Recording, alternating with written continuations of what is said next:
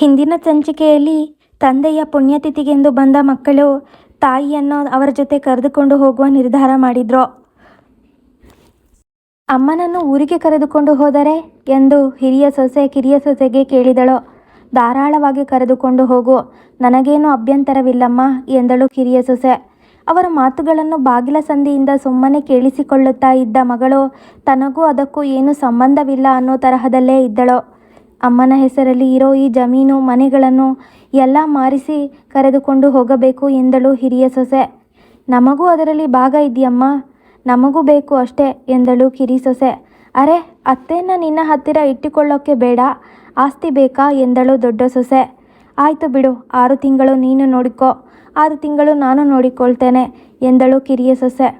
ಒಮ್ಮೆಲೆ ಓಡೋಡಿ ಬಂದ ನಾದಿನಿ, ಅಯ್ಯೋ, ನೀವೇ ಆಸ್ತಿ ಪಾಲು ಮಾಡಿಕೊಂಡರೆ ನನ್ನ ಗತಿ ಏನು? ಹೆಣ್ಣು ಮಕ್ಕಳಿಗೂ ಆಸ್ತಿಯಲ್ಲಿ ಸಮನಾದ ಪಾಲಿದೆ ಗೊತ್ತಾ ಎಂದಳು. ಪಾಲು ಬೇಕು ಅನ್ನೋದೇ ಆದರೆ ಅವರ ಜವಾಬ್ದಾರಿಯನ್ನು ವಹಿಸ್ಕೋಬೇಕಪ್ಪ ಎಂದಳು ಹಿರಿಯ ಸೊಸೆ. ಹಾಗಿದ್ದರೆ ಪ್ರತಿಯೊಬ್ಬರೂ 4 ತಿಂಗಳು ಅವರನ್ನು ತಮ್ಮ ಮನೆಯಲ್ಲಿ ಇಟ್ಟುಕೊಳ್ಳಬೇಕು. ಈ ಅವಧಿಯಲ್ಲಿ ಯಾರ ಮನೆಯಲ್ಲಿ ಇರ್ತಾರೋ ಆ ಸಮಯದಲ್ಲಿ ಏನೇ ಆರೋಗ್ಯ ಕೆಟ್ಟರೋ ಅದರ ಖರ್ಚು ವೆಚ್ಚಗಳನ್ನು ಅವರೇ ಭರಿಸಬೇಕು ಎಂದಳು ಚಿಕ್ಕವಳು. ಎಲ್ಲರೂ ಒಪ್ಪಿಕೊಂಡರು. ಎಲ್ಲರೂ ತಮ್ಮ ತಮ್ಮ ಗಂಡಂದಿರ ಹತ್ತಿರ ಹೋಗಿ ವಿಷಯ ಪ್ರಸ್ತಾಪಿಸಿದರು. ದೊಡ್ಡ ಸೊಸೆ, ರೀ, ಅತ್ತೆಗೆ ವಯಸ್ಸಾಯಿತು, ಇಲ್ಲಿ ಇದ್ದು ಏನು ಮಾಡ್ತಾರೆ, ನಾವು ಊರಿಗೆ ಕರೆದುಕೊಂಡು ಹೋಗೋಣವೇ ಎಂದಳು. ಅವರ ಪ್ರತಿಯೊಬ್ಬರ ಮನೆಯಲ್ಲಿ 4 ತಿಂಗಳು ಇರಲಿ, ನಮಗೂ ಅವರ ಸೇವೆ ಮಾಡೋ ಅವಕಾಶ ಸಿಕ್ಕ ಹಾಗೆ ಆಗುತ್ತೆ. ಮಾವನ ಸೇವೆ ಅಂತೂ ಮಾಡೋಕೆ ಆಗಲಿಲ್ಲ, ಕೊನೆ ಪಕ್ಷ ಇವರ ಸೇವೆ ಆದರೂ ಮಾಡೋಣ ಎಂದಳು ಕಿರಿಯವಳು. ನೀವು ಹೇಳೋದು ಸರಿ, ಆದರೆ ಅಮ್ಮನನ್ನು ಒಪ್ಪಿಸಬೇಕಲ್ಲ, ಅದಕ್ಕೂ ಮುಂಚೆ ಈ ಆಸ್ತಿಯ ಜವಾಬ್ದಾರಿ ಬೇರೆ ಯಾರಿಗಾದರೂ ವಹಿಸಬೇಕು. ಸುಮ್ಮನೆ ನಾಳೆ ಸಮಸ್ಯೆ ಆಗುತ್ತೆ ಎಂದ ಶ್ರೀನಿವಾಸ. ನಾವು ಹೇಳೋದು ಏನಂದರೆ, ಇಲ್ಲಿ ನಾವು ನಮ್ಮ ಮಕ್ಕಳು ಅಂತೂ ಬಂದು ಇರೋಲ್ಲ. ಹಾಗಿದ್ದಾಗ ಯಾಕೆ ಈ ಆಸ್ತಿ ಉಸಾಬರಿ? ಮಾರಿ 3 ಸಮಪಾಲು ಮಾಡಿಕೊಂಡರೆ ಆಯಿತು ಎಂದಳು ಹಿರಿಯ ಸೊಸೆ. ಏನತ್ತಿಗೆ, ತಲತಲಾಂತರದಿಂದ ಬಂದ ಆಸ್ತಿಯನ್ನು ಮಾರೋದಾ ಎಂದ ಕಿರಿಯ ಮಗ. ಏನಣ್ಣ ನೀನು, ಬಂದು ಇಲ್ಲಿ ಇರೋಕೆ ಆಗುತ್ತಾ? ಇಲ್ಲವಲ್ಲ, ಅಮ್ಮ ಬಂದ ಮೇಲೆ ಜನ ಹಾಳು ಮಾಡಿ ಬಿಡ್ತಾರೆ, ಆಮೇಲೆ ಕಡಿಮೆ ಬೆಲೆಗೆ ಮಾರಬೇಕಾಗುತ್ತದೆ ಎಂದಳು ತಂಗಿ. ಮನೆಯ ಹೆಂಗಸರು ಒಗ್ಗಟ್ಟಾದರೆ ಗಂಡಸರಿಗೆ ಬೇರೆ ಮಾರ್ಗವೇ ಇಲ್ಲ ಅನ್ನುವ ಹಾಗೆ ಎಲ್ಲರೂ ಒಪ್ಪಿಕೊಂಡರು. ಸಂಜೆ ಎಲ್ಲರೂ ಸುಮ್ಮನೆ ಸುತ್ತಾಡಿ ಬರ್ತೀವಿ ಎಂದು ಅಮ್ಮನಿಗೆ ಹೇಳಿ ಪಟೇಲರ ಮನೆಗೆ ಬಂದರು. ಅವರನ್ನು ಕಂಡು ಪಟೇಲರಿಗೆ ಆಶ್ಚರ್ಯವೋ ಆಶ್ಚರ್ಯ. ಏನೋ ಕೆಲಸ ಇಟ್ಕೊಂಡೇ ಬಂದಿದ್ದಾರೆ ಎಂದು ಅವರು ಮನಗಂಡರು.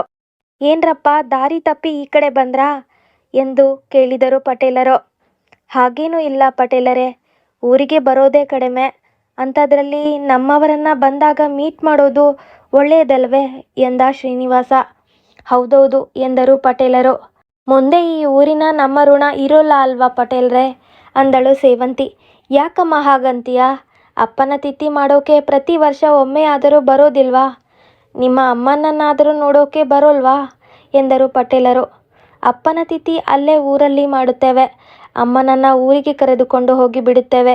ಇಲ್ಲಿ ಒಬ್ಬರೇ ಇದ್ದು ಏನು ಮಾಡ್ತಾರೆ ಎಂದ ಶ್ರೀನಿವಾಸ. ಅಂದರೆ ನಿಮ್ಮ ಹೆಂಡತಿಯರನ್ನು ಒಂದು ಮಾತು ಕೇಳ್ರಪ್ಪ ಎಂದರು ಪಟೇಲರು.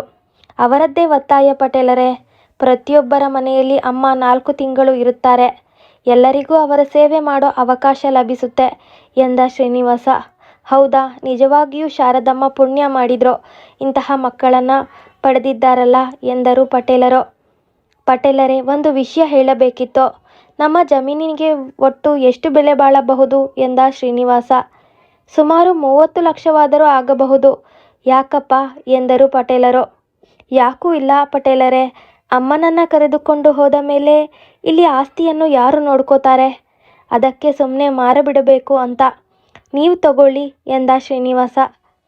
ಅದೆಲ್ಲ ನನ್ನಿಂದ ಸಾಧ್ಯವಿಲ್ಲಪ್ಪ, ಅಷ್ಟು ಹಣ ನನ್ನ ಹತ್ತಿರ ಎಲ್ಲಿದೆ? ನಾನು ಸ್ಕೂಲ್ ಮಾಡಿಸಲು ಓಡಾಡ್ತಾ ಇರುವೆ, ಅಷ್ಟು ಹಣವಿದ್ದರೆ ನಾನೇ ಸ್ಕೂಲ್ ಮಾಡ್ತಾ ಇರಲಿಲ್ವಾ ಎಂದರು ಪಟೇಲರು. ಬೇರೆ ಯಾರಾದರೂ ತಗೋತಾರಾ ಎಂದಳು ತಂಗಿ. ಮಕ್ಕಳ, ನಿಮ್ಮಮ್ಮ ಆ ಆಸ್ತಿ ಮಾರೋಕ್ಕೆ ಒಪ್ಪಿಕೊಳ್ಳಲ್ಲ. ಅಲ್ಲಿ ಅವರ ನೆನಪುಗಳಿವೆ, ಅವರ ಗಂಡನ ಸಮಾಧಿ ಇದೆ.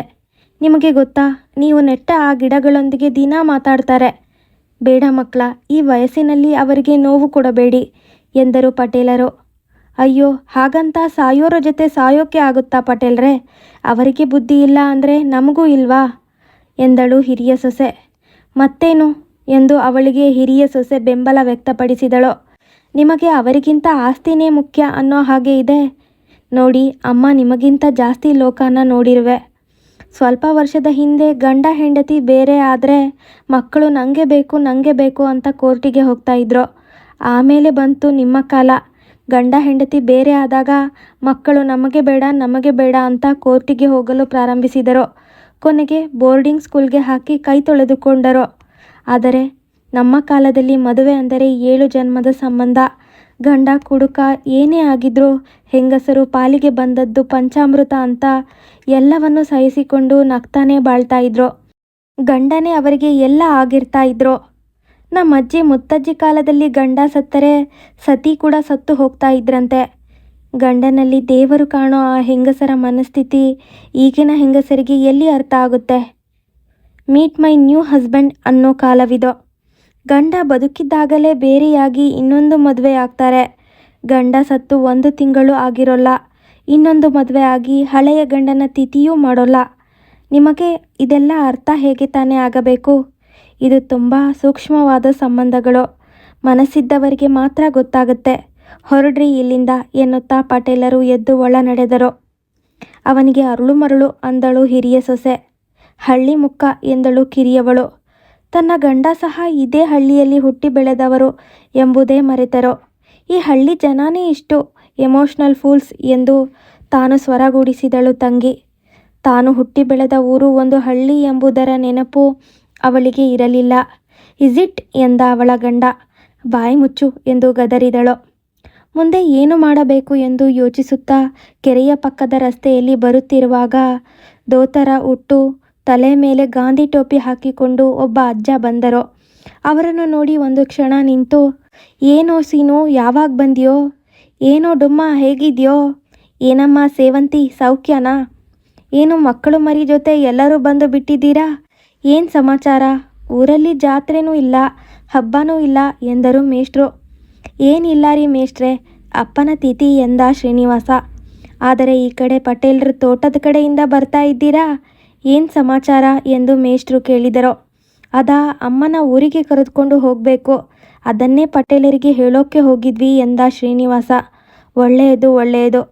ಹಿರಿಯರ ಬಗ್ಗೆ ವಿಚಾರ ಮಾಡ್ತಿರುವ ನಿಮ್ಮನ್ನು ಕಂಡು ನನ್ನ ವಿದ್ಯಾರ್ಥಿಗಳು ಅಂತ ಹೇಳಿಕೊಳ್ಳುವುದಕ್ಕೆ ಹೆಮ್ಮೆ ಆಗ್ತಾ ಇದೆ. ಯಾವಾಗ ಕರೆದುಕೊಂಡು ಹೋಗ್ತೀರಿ ಅಮ್ಮನ್ನ ಎಂದರು ಮೇಷ್ಟ್ರು. ಏನಿಲ್ಲ ಮೇಷ್ಟ್ರೆ, ನಾನು ಸಿಟಿಲಿ ವಾಸಿಸೋದು. ಮೇಲಿಂದ ಮೇಲೆ ಊರಿಗೆ ಬರೋಕೆ ಆಗೋಲ್ಲ. ಆ ಕಾರಣಕ್ಕೆ ಅಮ್ಮನ್ನ ಕರೆದುಕೊಂಡು ಹೋಗ್ತಾ ಇರೋದು. ಅದಕ್ಕೆ ಎಲ್ಲ ಆಸ್ತಿ ಮಾರಿ ಬಿಡೋಣ ಅಂತ. ನಿಮಗೆ ಯಾರಾದರೂ ಪರಿಚಯದವರು ಇದ್ದಾರಾ ಎಂದ ಶ್ರೀನಿವಾಸ. ಏನ್ರೋ ಹೇಳ್ತಾ ಇದ್ದೀರಾ?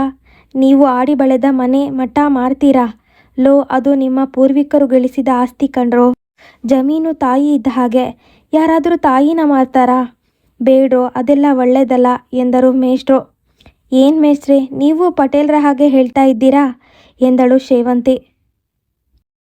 ನೋಡಮ್ಮ, ನಿಮ್ಮಮ್ಮನಿಗೆ ಆ ಮನೆ ಮಠ ಹೊಲ ಗದ್ದೆ ಅಂದರೆ ಪ್ರಾಣ. ನೀವು ಆಸ್ತಿ ಮಾರ್ತಾ ಇರೋ ವಿಷಯ ಗೊತ್ತಾದರೆ ಖಂಡಿತ ಎದೆ ಬಡಿದುಕೊಂಡು ಸಾಯ್ತಾಳೆ. ಬೇಡಪ್ಪ, ಅಂಥ ಕೆಲಸ ಮಾಡಬೇಡಿ, ಪಾಪ ತಟ್ಟುತ್ತೆ. ಇವತ್ತು ಏನೋ ನಿಮ್ಮ ಹೆಂಡತಿಯರು ಅಮ್ಮನನ್ನು ನೋಡಿಕೊಳ್ತವೆ ಅಂತಾರೆ. ಆದರೆ ನಾಳೆ ಹಣ ಸಿಕ್ಕ ತಕ್ಷಣ ಅಮ್ಮನ್ನ ಕಾಲಕಸವಾಗಿ ಕಾಣ್ತಾರೆ. ಕೊನೆಗೆ ನಿಮ್ಮ ಅಮ್ಮನ್ನ ವೃದ್ಧಾಶ್ರಮಕ್ಕೆ ಸೇರಿಸಬೇಕಾಗುತ್ತದೆ. ಅಲ್ಲಿ ಅವರು ಏಕಾಂಗಿಯಾಗಿ ನರಳಿ ಸಾಯುತ್ತಾರೆ ಅಷ್ಟೆ ಎಂದರು ಮೇಷ್ಟ್ರು. ಯಾಕೋ ಗಂಡು ಮಕ್ಕಳಿಗೆ ಮೇಷ್ಟ್ರಿನ ಮಾತಿನಲ್ಲಿ ಸತ್ಯವಿದೆ ಅನ್ನಿಸಿತು. ಇನ್ನು ಸ್ವಲ್ಪ ಸಮಯ ಬಿಟ್ಟರೆ ಆ ಮುದುಕ ತಮ್ಮ ಗಂಡಂದಿರ ತಲೆಯಲ್ಲಿ ಹುಳ ಬಿಡಬಹುದು ಎಂದು ಸೊಸೆಯಂದಿರು ತಮ್ಮ ಗಂಡನನ್ನು ಎಳೆಯುತ್ತಾ ಕರೆದುಕೊಂಡು ಹೋದರು. ಮೇಷ್ಟ್ರು, ಥೂ ಪಾಪಿಗಳು, ಇವರು ನನ್ನ ಸ್ಟೂಡೆಂಟ್ಸ್ ಅಂತ ಹೇಳ್ಕೊಳ್ಳೋಕ್ಕೂ ನಾಚಿಕೆ ಎಂದು ಉಗಿದರು. ಎಲ್ಲರೂ ಮನೆಗೆ ಹೊರಟರು. ಮನೆಗೆ ಬಂದು ಏನು ಮಾಡೋದು ಅಂತ ಚಿಂತೆಗೆ ಒಳಗಾದರು. ಆವಾಗ ಅಮ್ಮ ಬಂದು ಎಲ್ಲರಿಗೂ ಚಹಾ ತಿಂಡಿ ಕೊಟ್ಟು ತಮ್ಮ ತಮ್ಮ ಮಕ್ಕಳು ತನ್ನ ಗಂಡನ ಅಗಲಿಕೆಯಿಂದ ಬೇಜಾರು ಮಾಡಿಕೊಂಡಿದ್ದಾರೆಂದು ತಿಳಿದುಕೊಂಡು, ಮಕ್ಕಳ, ಅಪ್ಪನ ನೆನಪು ಬರ್ತಾ ಇದೆಯಾ? ಹುಟ್ಟು ಸಾವು ಬಂದೇ ಬರುತ್ತದೆ. ಅದೊಂದು ಚಕ್ರ.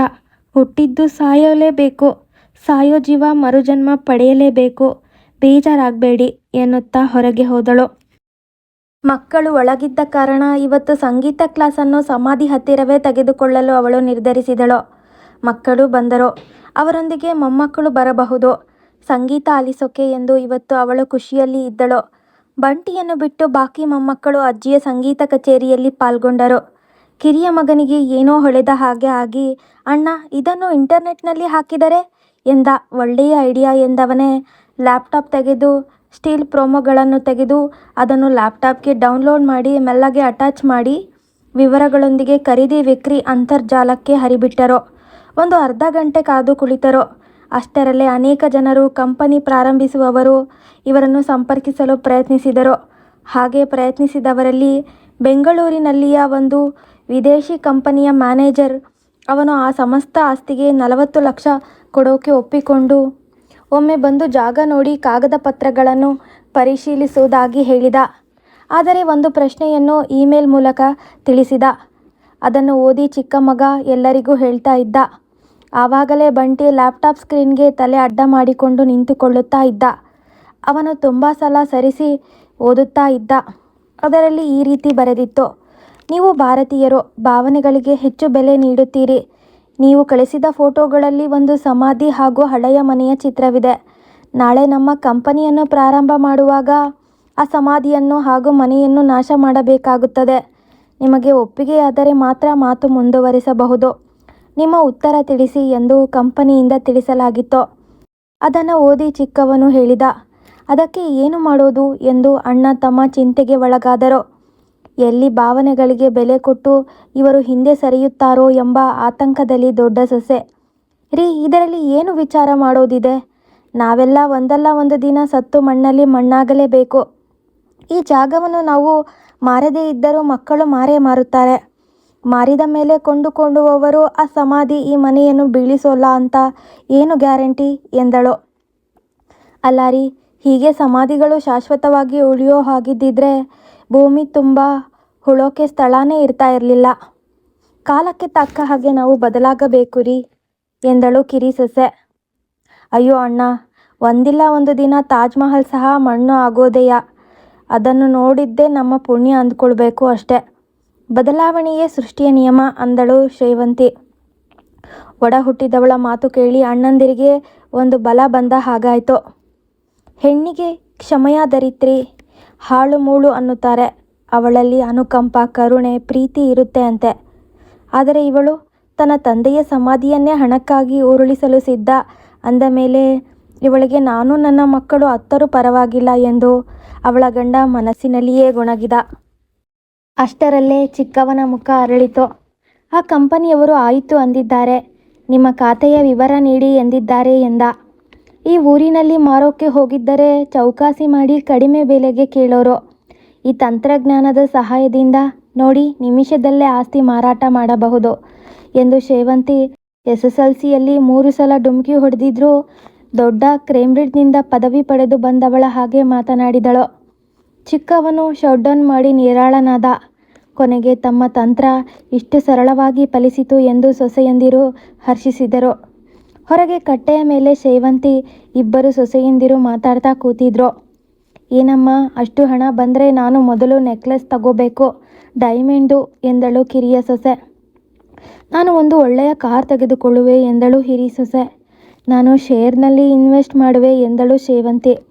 ದೊಡ್ಡವರ ಎಲ್ಲ ಮಾತುಗಳನ್ನು ಆಲಿಸಿದ ಬಂಟಿ ಸಂಗೀತ ಕ್ಲಾಸ್ ಮುಗಿದ ಮೇಲೆ ಎಲ್ಲರೂ ಹೊರಟು ಹೋದ ಮೇಲೆ ಇನ್ನು ಶಾರದಮ್ಮ ಸಮಾಧಿ ಹತ್ತಿರ ಕುಳಿತು ತನ್ನ ಗಂಡನ ಜೊತೆ ಮಾತಾಡ್ತಾ ಇದ್ರು. ಬಂಟಿ ಹೋಗಿ, ಅಜ್ಜಿ, ಯಾರ ಜೊತೆ ಮಾತಾಡ್ತಾ ಇದ್ದೀರಾ ಎಂದ. ನಿಮ್ಮ ಅಜ್ಜನ ಜೊತೆ ಎಂದಳು ಶಾರದಮ್ಮ. ಇದೇನು ಅಜ್ಜಿ ಎಂದ ಬಂಟಿ ಕೇಳಿದ. ಇದು ನಿನ್ನ ಅಜ್ಜನ ಮಲಗೋ ಕೋಣೆ ಕಣೋ ಎಂದು ಶಾರದಮ್ಮ ಮುಗ್ಧ ಮೊಮ್ಮಗನಿಗೆ ಹೇಳಿದರು.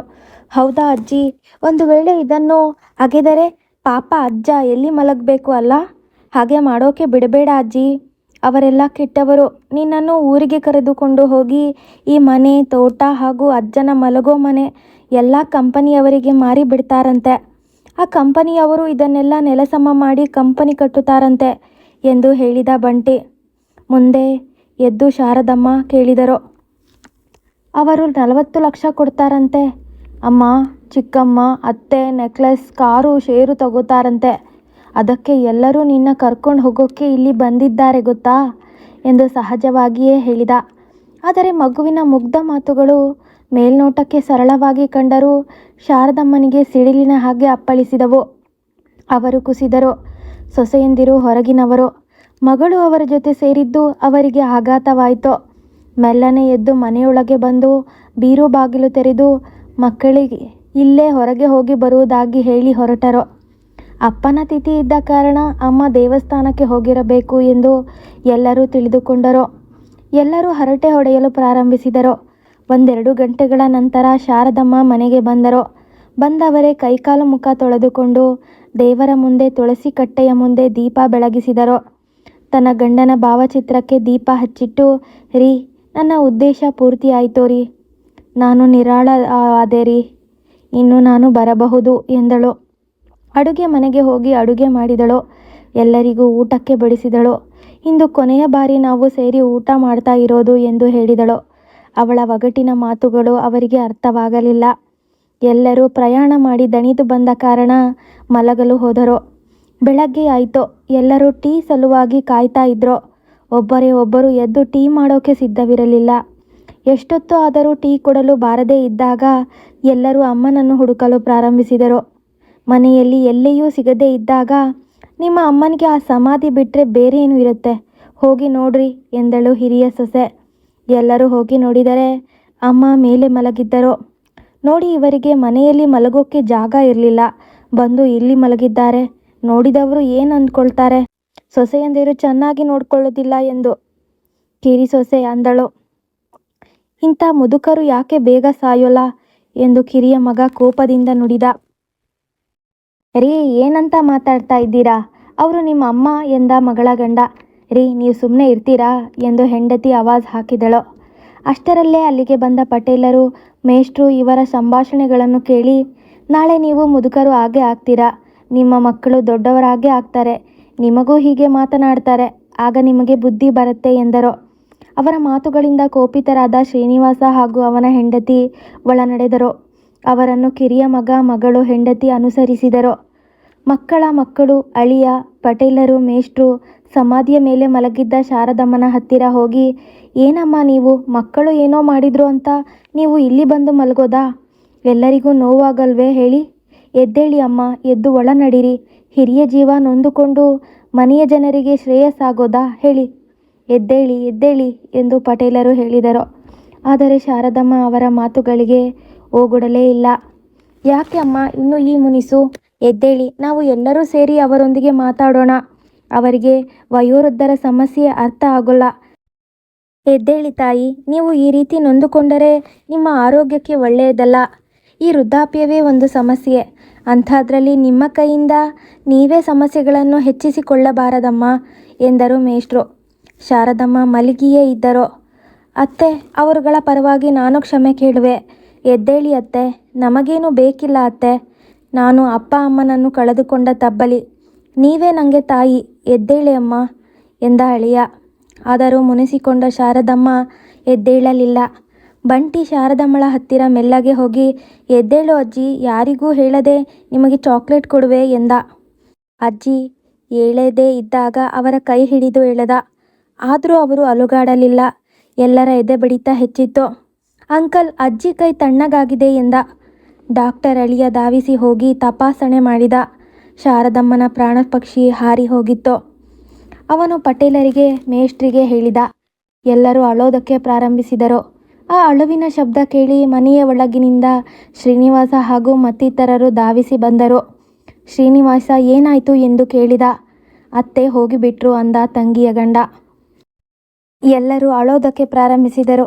ಯಾಕ್ರಪ್ಪ ಅಳ್ತಾ ಇದ್ದೀರಾ, ಅಪ್ಪನ ತಿಥಿ ಮಾಡೋಕೆ ಬಂದು ಅಮ್ಮ ಸಾಯೋ ಥರ ಮಾಡಿಬಿಟ್ರಿ ಅಂತನಾ ಎಂದು ಕೇಳಿದರು ಮೇಷ್ಟ್ರು. ಮಕ್ಕಳಿಗೆ ತಮ್ಮ ತಪ್ಪಿನ ಅರಿವಾಯಿತು. ಆಗಿದ್ದು ಹಾಗೆ ಹೋಯಿತು ಮೇಷ್ಟ್ರೆ, ಮುಂದಿನದದ್ದು ನೋಡಿಕೊಳ್ಳೋಣ ಎಂದರು ಪಟೇಲರು. ಎಲ್ಲರೂ ಪ್ರಾಯಶ್ಚಿತ್ತದ ಕಣ್ಣೀರುಗೆರೆಯುತ್ತಾ ನಿಂತಿದ್ದರು. ಅಷ್ಟರಲ್ಲೇ ಪಟೇಲರು ನೋಡಿ, ನಿನ್ನೆ ನೀವು ನಿಮ್ಮ ಪೂರ್ವಿಕರ ಆಸ್ತಿಯನ್ನು ಮಾರೋ ವಿಷಯ ನಿಮ್ಮ ತಾಯಿಗೆ ಗೊತ್ತಾಗಿ ಹೋಗಿತ್ತು. ಅವರು ಸಂಜೆ ನಮ್ಮ ಮನೆಯ ಹತ್ತಿರ ಬಂದು ಮೇಷ್ಟ್ರನ್ನು ಹಾಗೂ ಇತರೆ ಪಂಚಾಯಿತಿ ಸದಸ್ಯರನ್ನು ಕರೆದು ಈ ಮನೆ, ತೋಟ ಎಲ್ಲವನ್ನೂ ಸ್ಕೂಲ್ ಕಟ್ಟಲು ದಾನ ಬರೆದು ಕೊಟ್ಟರು. ಅಷ್ಟೇ ಅಲ್ಲದೆ ಯಾವುದೇ ಕಾರಣಕ್ಕೂ ತನ್ನ ಗಂಡನ ಸಮಾಧಿ ನಾಶ ಮಾಡಕೂಡದು ಹಾಗೂ ತನ್ನ ಸಮಾಧಿ ಸಹ ಅವರ ಪಕ್ಕದಲ್ಲೇ ಮಾಡಬೇಕು. ಶಾಲೆಯ ಹೆಸರನ್ನು ತನ್ನ ಗಂಡನ ಹೆಸರಲ್ಲೇ ಇಡಬೇಕೆಂದು ಸೂಚಿಸಿದ್ದಾರೆ ಎಂದು ಪಟೇಲರು ಹೇಳಿದರು. ನಿನ್ನೆ ಅಮ್ಮ ಬೀರು ತೆಗೆದು ಕಾಗದ ಪತ್ರಗಳನ್ನು ತೆಗೆದುಕೊಂಡು ಹೋಗಿ ಪಟೇಲರ ಮನೆಗೆ ಹೋಗಿದ್ದು ಎಲ್ಲರಿಗೂ ಮನದಟ್ಟಾಯಿತು. ಮುಂದಿನ ವಿಧಿವಿಧಾನಗಳ ತಯಾರಿ ಪ್ರಾರಂಭವಾದವು. ಶಾರದಮ್ಮನ ಗಂಡನ ಸಮಾಧಿ ಪಕ್ಕದಲ್ಲೇ ಅವರ ಸಮಾಧಿಗೆ ಕುಣಿ ತೋಡಲಾಯಿತು. ಅದರಲ್ಲಿ ಶಾರದಮ್ಮನ ಹೆಣವನ್ನು ಮಲಗಿಸಿ ಪೂಜೆಯೂ ಮಾಡಲಾಯಿತು. ಎಲ್ಲರೂ ಒಂದೊಂದು ಹಿಡಿ ಮಣ್ಣು ಹಾಕುವಾಗ ತಾವೇ ಅವರ ಸಾವಿಗೆ ಕಾರಣ ಎನ್ನುವ ಪ್ರಾಯಶ್ಚಿತ್ತದಲ್ಲೇ ಮಣ್ಣು ಹಾಕ್ತಾ ಇದ್ರು. ಆ ಕ್ಷಣದಲ್ಲಿ ಅವರಿಗೆ ಅಮ್ಮನ ಬೆಲೆ ಗೊತ್ತಾಯಿತು.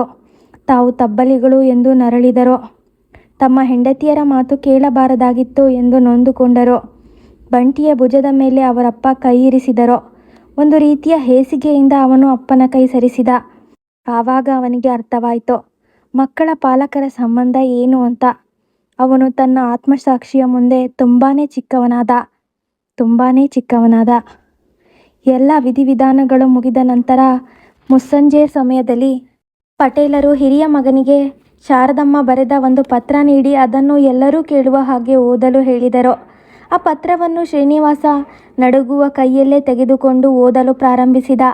ಅದರಲ್ಲಿ ಈ ರೀತಿ ಬರೆಯಲಾಗಿತ್ತು: ಪ್ರಿಯ ಮಕ್ಕಳೇ, ನಾನು ಬದುಕಿನ ಮುಸ್ಸಂಜೆಯಲ್ಲಿ ಇರುವೆ. ನನಗೆ ಈ ಮುಸ್ಸಂಜೆಯಲ್ಲಿ ಮುಂದಿರುವುದು ಹಳೆಯ ನೆನಪುಗಳು. ಈ ನೆನಪುಗಳ ಸಾಗರದಲ್ಲೇ ಬದುಕಿನ ದೋಣಿ ತೇಲುತ್ತಾ ಇದೆ. ಮಕ್ಕಳೇ, ನಾನು ನಿಮ್ಮಷ್ಟು ಕಲಿತಿಲ್ಲ, ಆದರೆ ಬದುಕು ತುಂಬ ಕಲಿಸಿದೆ. ನನಗೆ ಯಾರ ಮೇಲೂ ಕೋಪವಿಲ್ಲ. ನೀವು ನಿಮ್ಮ ಭವಿಷ್ಯದ ಬಗ್ಗೆ ವಿಚಾರ ಮಾಡ್ತಾ ಇದ್ದೀರಾ. ಅದು ತಪ್ಪು ಅಂತ ನಾನು ಅನ್ನೋಲ್ಲ. ನನಗೆ ಈ ಮನೆ ಗದ್ದೆ ಯಾವುದೂ ಮಾರೋಕ್ಕೆ ಆಸೆ ಇಲ್ಲ. ಎಲ್ಲಕ್ಕೂ ಹೆಚ್ಚಾಗಿ ನನ್ನ ಯಜಮಾನರ ಸಮಾಧಿ ಬೀಳಿಸುವ ವಿಚಾರ ನನ್ನಿಂದ ಊಹಿಸುವುದಕ್ಕೂ ಸಾಧ್ಯವಿಲ್ಲ. ನಿಮ್ಮ ತಂದೆಯ ಹೆಸರಲ್ಲಿ ಶಾಲೆ ಕಟ್ಟಿಸಿದರೆ ಅವರ ಹೆಸರು ಉಳಿಯುವುದು. ಈ ಊರಿನ ಮಕ್ಕಳು ವಿದ್ಯಾವಂತರಾಗುವವರು ಎಂಬ ಆಸೆಯಿಂದ ಎಲ್ಲವನ್ನೂ ಶಾಲೆಗಾಗಿ ದಾನ ಮಾಡಿದೆ. ನೀವೆಲ್ಲ ದೊಡ್ಡ ದೊಡ್ಡ ಕೆಲಸಗಳಲ್ಲಿದ್ದೀರಿ. ನಿಮಗೆ ಈ ಆಸ್ತಿಯ ಅವಶ್ಯಕತೆ ಏನೂ ಇಲ್ಲ. ಮಕ್ಕಳೇ, ನಿಮಗೆ ಕೇಳದೆ ಆಸ್ತಿಯನ್ನು ದಾನ ಮಾಡಿದ್ದಕ್ಕೆ ಕ್ಷಮಿಸಿ. ನಾನು ಯಾರ ಮೇಲೂ ಹೊರೆ ಆಗಲಾರೆ. ನಾನು ಹೊರಟೆ. ನನ್ನನ್ನು ನನ್ನ ಯಜಮಾನರ ಪಕ್ಕವೇ ಮಣ್ಣು ಮಾಡಲು ಹೇಳಿರುವೆ. ಒಂದು ಮಾತು, ಪ್ರತಿ ವರ್ಷ ನೀವು ಕಷ್ಟಪಟ್ಟು ನಮ್ಮ ತಿಥಿ ಮಾಡೋಕ್ಕೆ ಇಲ್ಲಿಯವರೆಗೂ ಬರುವ ಅವಶ್ಯಕತೆ ಇಲ್ಲ. ಎಲ್ಲ ಬಂಧನಗಳಿಂದ ನಿಮ್ಮನ್ನು ಮುಕ್ತಿಗೊಳಿಸಿರುವೆ. ಎಲ್ಲ ಬಂಧನಗಳಿಂದ ಮುಕ್ತವಾಗಿ ನಾನು ಹೋಗ್ತಾ ಇರುವೆ. ನನಗಾಗಿ ಕಾಯುತ್ತಿದ್ದಾರೆ ಯಜಮಾನರು. ನೊಂದುಕೊಳ್ಳಬೇಡಿ. ನನ್ನ ಈ ಭಾವನೆಗಳು ನಿಮಗೆ ನಿಮ್ಮ ಬದುಕಿನ ಮುಸ್ಸಂಜೆಯಲ್ಲಿ ಮಾತ್ರ ಅರ್ಥ ಆಗೋದು. ದೇವರು ನಿಮಗೆ ಒಳ್ಳೆಯದು ಮಾಡಲಿ. ಇಂತಿ ನಿಮ್ಮ ಅಮ್ಮ ಶಾರದಮ್ಮ ಎಂದು ಶ್ರೀನಿವಾಸ ಪತ್ರ ಓದಿ ಮುಗಿಸಿದ. ದೊಡ್ಡವರ ಕಣ್ಣಲ್ಲಿ ತಮ್ಮ ತಪ್ಪಿನ ಅರಿವಾಗಿ ಪ್ರಾಯಶ್ಚಿತ್ತದ ಕಣ್ಣೀರಿದ್ದರೆ, ದೊಡ್ಡವರ ಸಣ್ಣತನವನ್ನು ಕಂಡ ಚಿಕ್ಕವರಲ್ಲಿ ತಿರಸ್ಕಾರದ ಭಾವ ಮನೆ ಮಾಡಿತ್ತು. When someone like you, they will never hurt you, and if they do, you can see it in their eyes. That is hurts them too ಎಂದು ಪುಸ್ತಕದಲ್ಲಿ ಓದಿದ ಮಾತು ಮೇಷ್ಟರಿಗೆ ನೆನಪಾಯಿತು. ಈಗ ನಿಮಗೆ ಶಾರದಮ್ಮ ಅವರ ಕರುಣಾಜನಕ ಕತೆ ಹೇಗನ್ನಿಸ್ತು ಅನ್ನೋದನ್ನು ಕಮೆಂಟ್ನಲ್ಲಿ ನಿಮ್ಮ ಅಭಿಪ್ರಾಯಗಳನ್ನು ತಿಳಿಸಿ. ಹಾಗೆ ಕತೆ ಇಷ್ಟವಾಗಿದ್ದರೆ ಲೈಕ್ ಕೊಡೋದನ್ನು ಮಾತ್ರ ಮರಿಬೇಡಿ. ಮತ್ತಷ್ಟು ಕತೆಗಳಿಗಾಗಿ ಸಬ್ಸ್ಕ್ರೈಬ್ ಮಾಡ್ಕೊಳ್ಳಿ. ಈ ಕಥೆಯನ್ನು ಪೂರ್ತಿ ಕೇಳೋದಕ್ಕಾಗಿ ಧನ್ಯವಾದಗಳು.